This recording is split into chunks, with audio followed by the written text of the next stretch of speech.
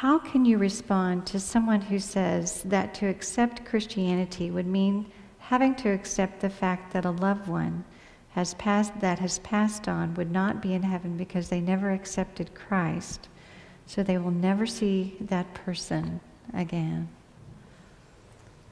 Thank you. That's a really profound question.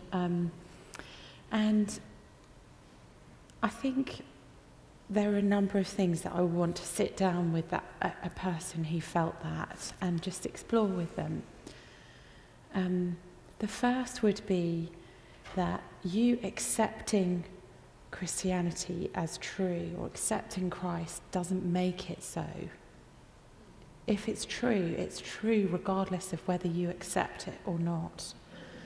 There's a kind of mistake that a lot of people fall into. I've heard this question all around the world so many times.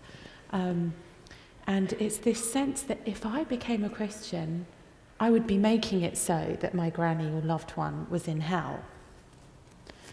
But actually, your decision to follow Jesus wouldn't have an impact on the truthfulness of that statement or not. It actually wouldn't change what had happened in eternity to that relative. So that would be the first thing I would want to explore. I think the second thing I would say is that it would be really sad to make the decision to not accept Christ if it is true that not accepting him means you spend an eternity away from him or in hell.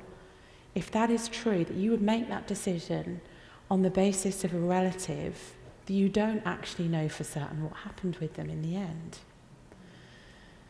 The Bible speaks so much of how God longs for people to come to know him.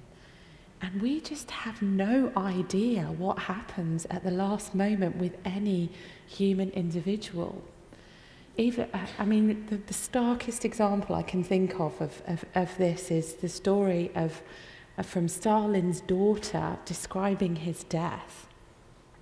And she describes how towards the end of his life, as he grew near to death, he sat up in bed and he looked to the heavens and looked afraid or sort of startled, and he raised his fist at heaven like that and fell back into bed dead. We have no idea how or where God might reveal himself to people. I only knew that what had happened with my father-in-law because of a conversation. We could easily have never known that, but he could have accepted Christ without telling us. So I would encourage a person who is struggling with that to settle first the question of truth. Is it actually true that coming to Jesus saves us and that Jesus gives us forgiveness? And then if it's true, the implication of not accepting that for you is clear. So why not accept it? And then process what may or may not have happened with your relative. And actually, you don't know. You need to just put that into the hands of God, trusting him. It may well be that God revealed himself to that relative at the last moment. The Bible says everyone who calls on the name of the Lord will be saved. So is God big enough to have shown himself to that relative on their deathbed, but you just don't know about it? What a shame to reject Christ on the basis of something you don't know. Why not make a decision on the basis of something you do know?